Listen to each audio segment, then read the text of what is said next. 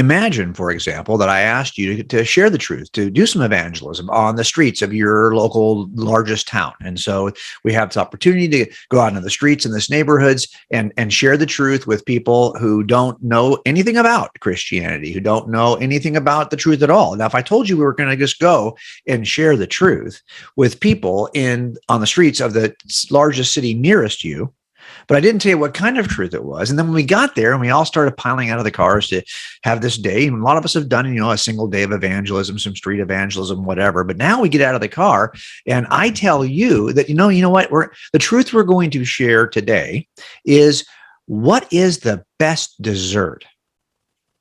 And I think a lot of you would say, what? Why are we even bothering with this? Why would we care to share what is the best dessert? That seems like a kind of a wasted effort. Now, for me, the best dessert is clearly, and it ought to be for you, it ought to be chocolate chip cookies. That's in my view, that is the best dessert. But would you go downtown with me to make a case, to really argue for a case, or to really be passionately sharing the case for the best dessert? Probably not, because you recognize that even my claim about what is the best dessert is simply a matter of my personal opinion. In other words, I, as the subject, hold a subjective opinion, and that's what this is. This is just my personal opinion about what is the best dessert. And because I, as the subject, make this decision and make this claim, we call these kinds of claims that are grounded in the subject who makes them, subjective truth claims.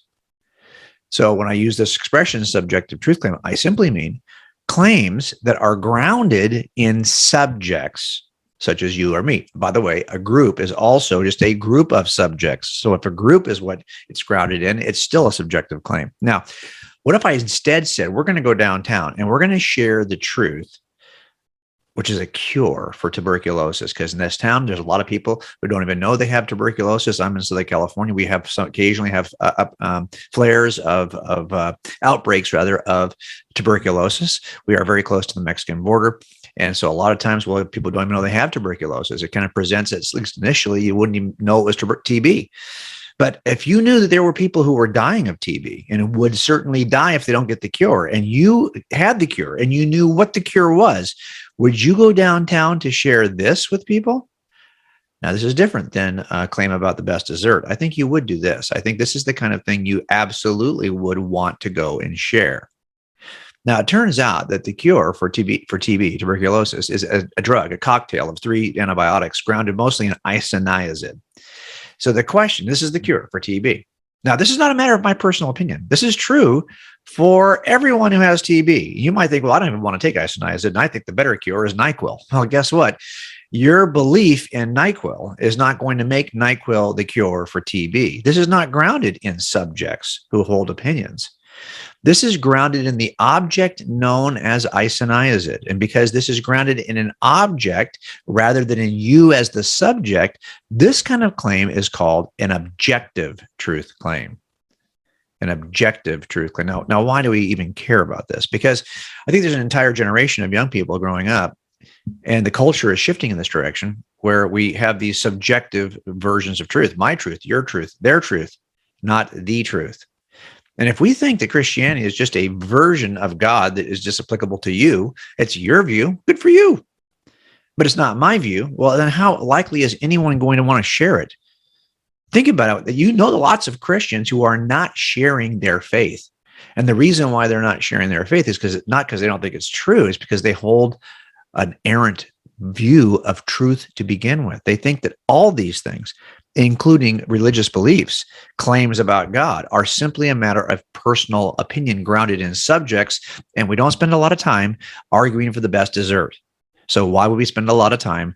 Look, you got a Mormon family living next door or a Buddhist across the street, leave them alone. That's good enough, right? That's their God. You have your God. It's all good. Really? Well, when we do that, if you think about it, we are actually sharing. We are failing to share because we are treating the gospel like a cookie instead of a cure.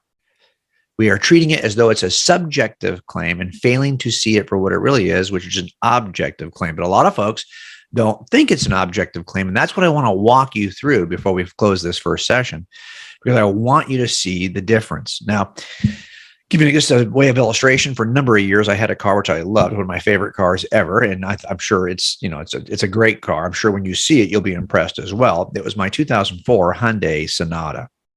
Now, I can tell you, my daughter was not all that impressed with this car when it became her car. At some point, it was her turn to take this thing over.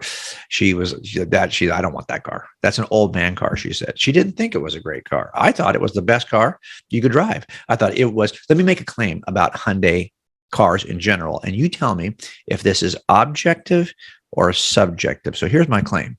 Hyundai automobiles are the coolest cars in the world. Now, my daughter didn't think it was. She might say, well, that's your opinion, but it's not mine. Okay, that's true. This is a subjective claim. Now, there's a way it could be an objective claim, not grounded in my personal opinion, but grounded in the nature of the object called a Hyundai.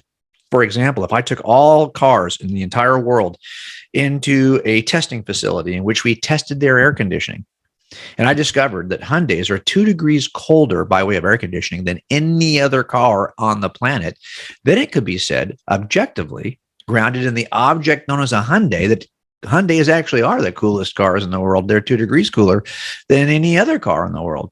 Do you see the difference? My view that these are hip cars or nice cars is one type of view. It's a subjective claim. My view that this is the coolest car, if they actually measured to be the coolest car, would be an objective claim. Look, I'm committed to Hyundais. This is my son Jimmy's Hyundai. He had this. He still has it. He had this from college all the way. He's now 10 years into his career. He still has this car. Crazy, right?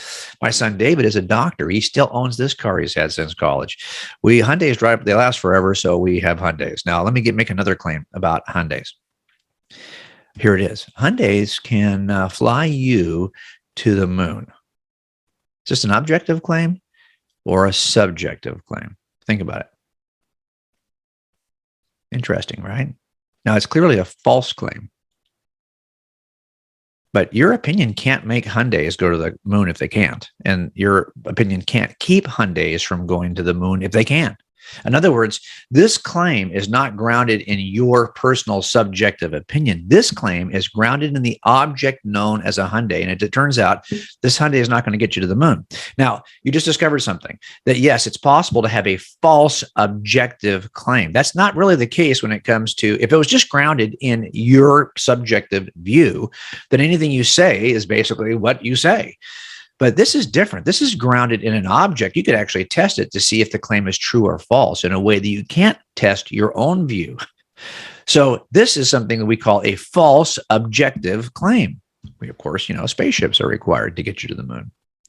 So I just taught you a couple of things you need to know to distinguish between objective claims and subjective claims. And I'm going to give you a test now to see how well you do. But let's review first what you've learned so far. Here's the first thing. You can change a subjective truth, a claim, by simply changing your opinion. So you could say one day that you think that chocolate chip cookies are the best dessert. The next day you can say, no, it's not the best dessert. That's up to you because it's grounded in your subjective claim and your subjective opinion, your personal opinion. Now, on the flip side of that, objective claims really could be verified or falsified. You make a claim about an object, we can all see together if it's true. I can't look inside your mind to see if that's true for you, but I could look at the Hyundai, for example. So if I said, hey, I have a penny in my pocket or some money in my pocket, I could say, empty your pockets, prove it to me. And then we can find out. That's a claim that you cannot make money appear in your pockets by changing your opinion, right? Wouldn't that be great if you could? Anyway, the point is, that's the first distinction. Here's another one. If you think about it, no one wastes a lot of energy or passion trying to make a case for subjective truth claims, right? I mean, if I said to you, I think that Hyundais are the best car, how much time are you really going to spend? Does it really matter what I think is the best car? But if I said to you, for example, I think that NyQuil will cure my tuberculosis, well, objective claims are the kinds of things we ought to be talking about because you might just save my life. So it turns out there is a passion that is resident in objective claims and making a case for objective claims, which is much higher than it is for subjective opinions. So now let's do a test together. I'm going to separate all truth claims into two sides. On the left side, we'll have all objective truths, and on the right side, we'll have all subjective truths. Remember, objective truths are the stuff that is true for everyone, whether we like it or not, because it's grounded in objects, not in subjects. And subjective claims, of course, is the stuff that really is just a matter of personal opinion because they're grounded in subjects. So I'm going to give you a claim. Think about it. Tell me, just figure it out. Which side of these two is it going to go on? Is it objective or subjective? We're going to start with the lowest, easiest bar. The easiest kinds of claims about truth are simply claims about objects, things, physical things, material things. So let me give you a claim. Here's a claim. Objective or subjective? Well, ask the question. Number one, can my opinion make it so? Is this grounded in my, is it my opinion that's making my car white or keeping it from being white? No. And could this be falsified or verified in some way? Yes, it could be falsified, or we could go outside and see. So this goes over here. This is an objective claim about the nature of my car. Let me give you another claim about my car.